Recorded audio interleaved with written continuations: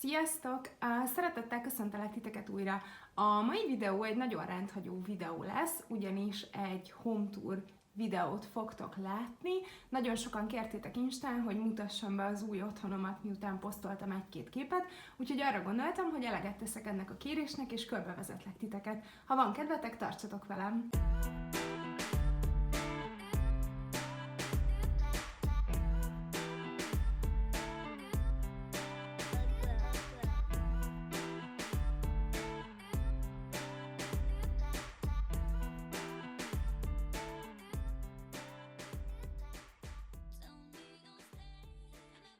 Kezdésnek egy nagyon pici kis előszobát láthattok, amiben az az extra, hogy igazából nem egy klasszikus fogast vásároltam, hanem egy szimpla ruhatartó, vagy egy sima polcot, és ezen van egy ilyen ruhatartó rúd. Én itt tárolom a kabátjaimat, amiket minden nap viselek most, illetve fölötte ilyen kis fehér dobozokban láthatjátok a sálakat, sapkákat.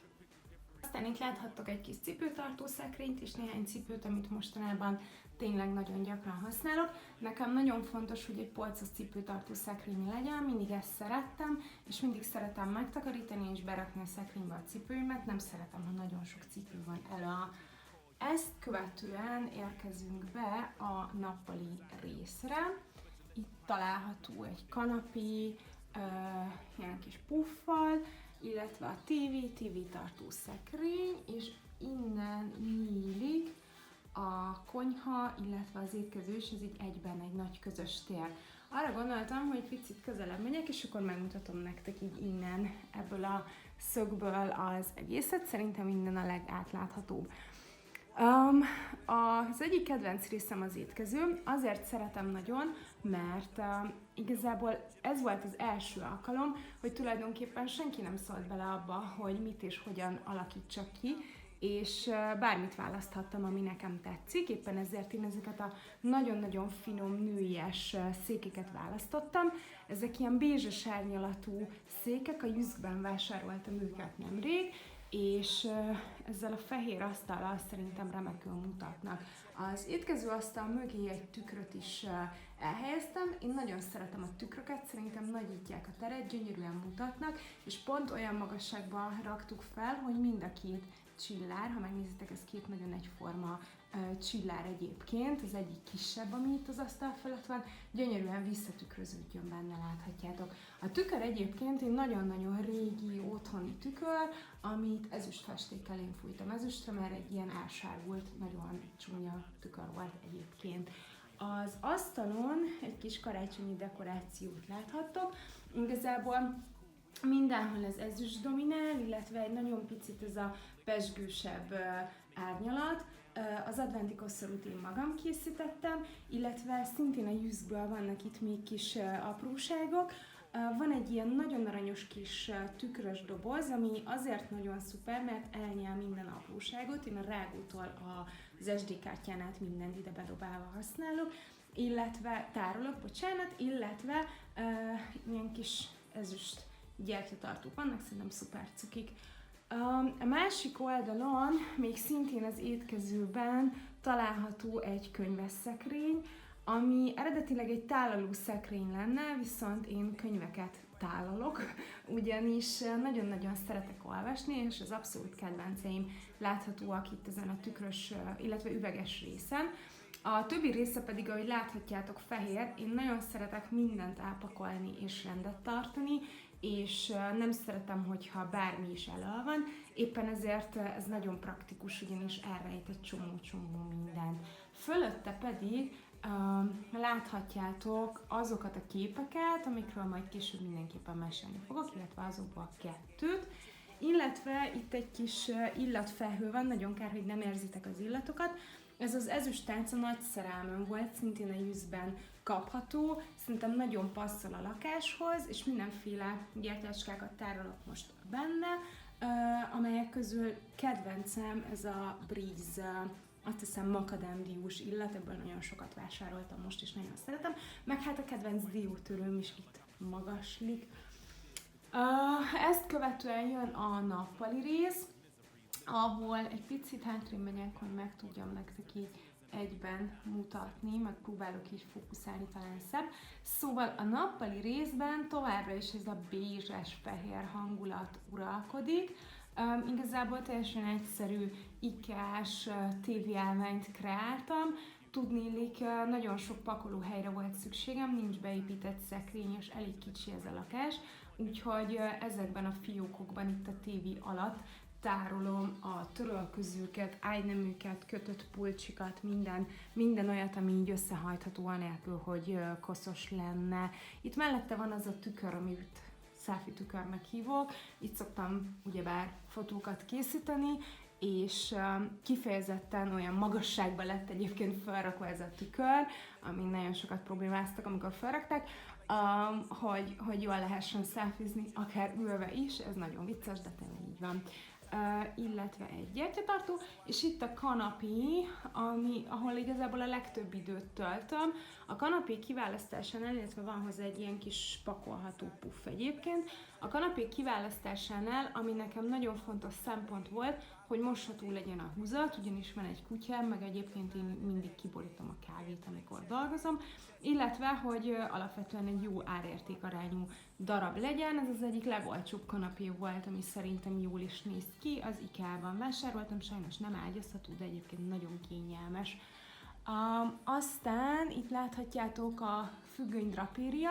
Ez elég evidens, hogy van, viszont azért szeretnék róla beszélni, mert szerintem minden lakást, egy picit hátrébb menjek, hogy lássátok, minden lakást a földig érő függöny gyönyörűen feldob. Én nagyon nem szeretem, amikor így radiátor fölé vágják a függönyöket. Szerintem sokkal elegánsabb így az összhatás, és én nagyon szeretem a drapériát is. Van redőny, tehát egyáltalán nem használom sötétítőként, csak dekorelemként.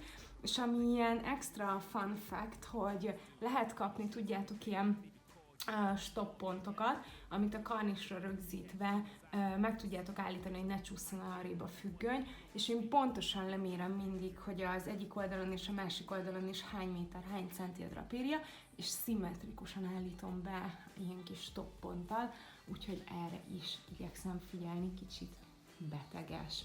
Itt szintén 3 képet láthattok, így a kanapé fölé vannak egyébként elhelyezve.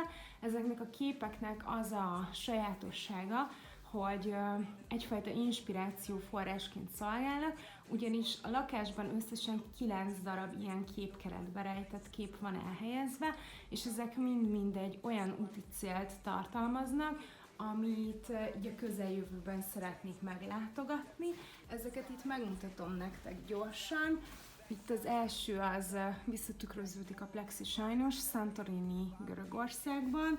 A második az Nevada, az Egyesült Államokban, a harmadik pedig Tokió és Japán. Nevada, Tokió, Japán. Ezeket a képeket ingyenes képmegosztó oldalról gyűjtöttem, sokáig nézelődtem, hogy abszolút harmonizáljanak, és én szerkesztettem alá oda a kép aláírást. Innen láthatjátok egyébként a konyhát is. A konyha még nincs teljesen készen, ugyanis szeretném lefóliázni magasfényű fehérre ezeket a konyhafrontokat. Ha gondoljátok, írjátok meg, hogy erről van-e kedvetek videót nézni, mert csináltam ilyesmit, és tök jól működött, úgyhogy egész hasznos tippeket tudnék adni. Úgyhogy az a terv, hogy ezt a konyhát átvarázsoljuk magasfényű fehérre, meg ugye egy ledet bevezetünk a helyett, a nagyon csúnya égő helyett, ami ott lóg a falon, hűtő, étkező, visszatértünk. Igen, itt van 2 kép újra, 2 úticellel, lehet, hogy már láttátok, Prága és Párizs, ahova szintén szeretnék eljutni. Úgyhogy nagyjából ez a nappali rész. Itt a karácsonyfa már áll, én nagyon szeretem december elején feldíszíteni a fát. Az Emagról rendeltem most egy karácsonyfát, amivel egyébként nem vagyok maradéktalanul elégedett, hiszen ahogy láthatjátok, a 2 méteres fából 1 méter a felső ág, elég kis bénán néz ki, de egyébként összességében nagyon aranyos. Lentre pedig már dobozkákat helyeztem el, amiben valóban karácsonyi ajándékok vannak, illetve ilyen kis cuki lámpást találtam, szintén a Jyskben, szerintem nagyon szép. Úgyhogy ez itt a nappali étkező konyha, ez volt az előszoba, és innen nyílik a hálószoba. ahol először egy ilyen kis sminkes részt láthattok. Szintén jüszkös pad, ezt a padot azért választottam, mert egyrészt szerintem szuper trendi és nagyon elegáns, nagyon tetszik, másrészt nem foglal annyi helyet, mint hogyha egy hatalmas fotel vagy szék lenne itt szerintem. Harmadrészt pedig, hogyha nagy családi ebédeket tartunk, akkor ki tudjuk vinni az étkezőasztalhoz, harmonizál, le tudnak ülni plusz ketten, és egyébként meg tök praktikus itt a smink részlegben. Az asztal, ez egy klasszik IKEA-s üvegtetejű asztal, itt szoktam reggel készülődni. Van fölötte egy tükör, ami pont olyan magasságban van egyébként, hogy szuperül lehet sminkelni, de egyébként használok egy sminktükröt is, és fölötte vannak képkeretek, amikben ki fogom cserélni a képeket, és meg fogom majd nektek mutatni Instagramon, hogy milyen lett a végeredmény. Szintén a Youth-ben vásároltam egy csomó képkeretet, szerintem nagyon jó áron lehet hozzájutni ott, és nagyon kis kreatív lesz a végeredmény, ha minden jól megy. Lesznek benne motiváló idézetek, meg egyszerűen csak szép képek, főleg ilyen kis sminksarokhoz passzoló lányos dolgok. Itt a polcokon elsősorban sminktárolás és ékszertárolás zajlik, hogy láthatjátok a mindennapos eszközeimet így tárolom. Ilyen műanyag plexikben vannak, ezt az órásat például szintén a Youth-ből vásároltam, és akkor így ebben tárolom az óráimat. Ez a kis műanyag, ez már nagyon régi, nem is tudom, talán szerintem az Interspárban vettem egyszer. Itt vannak a rózsok, alapozók, ecsetek, szóval nagyjából így néz ki itt ez a rész.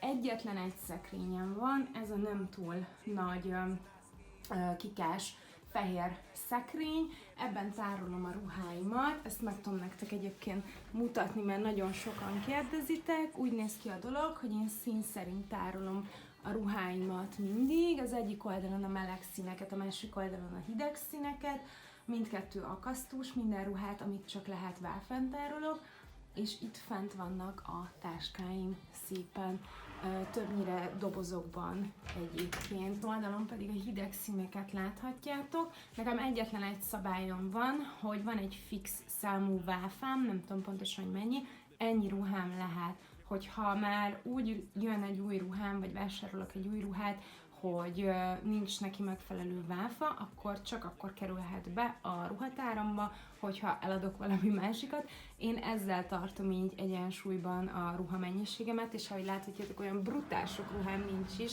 én nagyon gyakran váltom őket egyébként. Még itt a másik oldalon szintén van egy ilyen fiókos kis komód, ebben cipőket tárolok, ezt is meg tudom nektek mutatni, tehát itt van egy csomó cipő, magas sarkú beállítva, illetve a tetején vannak a kedvenc, aktuálisan használt parfümjeim is. Ezek közül most a Sid szeretem nagyon, a Chloe-t szeretem nagyon, már mint a 5 Chloe-t, illetve a Daisy Love most hatalmas favoritom. És itt a további része a szobának, van egy állólámpám, ezt használom kvázi éjjeli lámpaként, itt is földig ér a függöny és drapériám is van, ugyanis szerintem itt is nagyon jól keretezi az ablakot, illetve így ezt a részt, sőt, ha megnézitek, nem csak az ajtó mennyiségére rakok függönyt, hanem mindig így az egész falat be szoktam függönyözni. Függönyöket a Kikában vásároltam, már mint fehér függönyöket, ott levágják, méretre szabják, és így tovább. A sötétítő függöny pedig a Youth-ből van, egy nagyon-nagyon szép ilyen púderes, szürkés színű.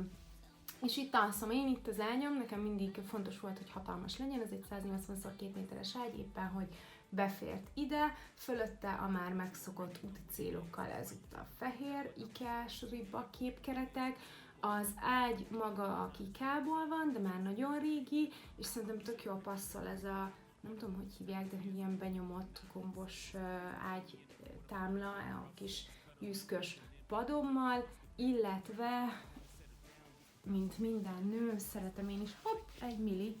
Szia Milli! Szeretem én is a párnákat halmozni, úgyhogy az ágy végén takaró van, láthatjátok, pléd, meg Miakónak a kis játéka, és pár párna jelenti azt, hogy felkeltem, én is beágyaztam. Úgyhogy így néz ki a dolog, itt pedig van egy kép Szingapúrról, aztán van egy kép Kaliforniáról, de ez főleg a mini miatt van, mert most nincs autóm, és nagyon szeretnék egy autót, úgyhogy kikerült a motivációs falra, és egy kép Baliról. Ezek azok az úti célok még, ahova szeretnék eljutni. Ezen kívül, ha kimegyünk a folyosóra, akkor még itt található Sydneyről. Ott hátul van egy fürdőszoba egy zuhanyzóval, illetve egy WC, és igazából ennyi. Visszatértünk ide a nappaliba, nagyjából ekkora az én kis lakásom. Ez volt a house tour videó most. Írjátok meg, hogy nektek mennyire tetszett, mit gondoltok, mi a véleményetek. Mi az, ami nektek fontos a lakberendezésben, milyen elvek alapján készítetek el a saját kis otthonotokat, és alakítjátok ki a saját milliótöket, úgyhogy mindenképpen várom kommentben a véleményeteket, találkozunk legközelebb, sziasztok!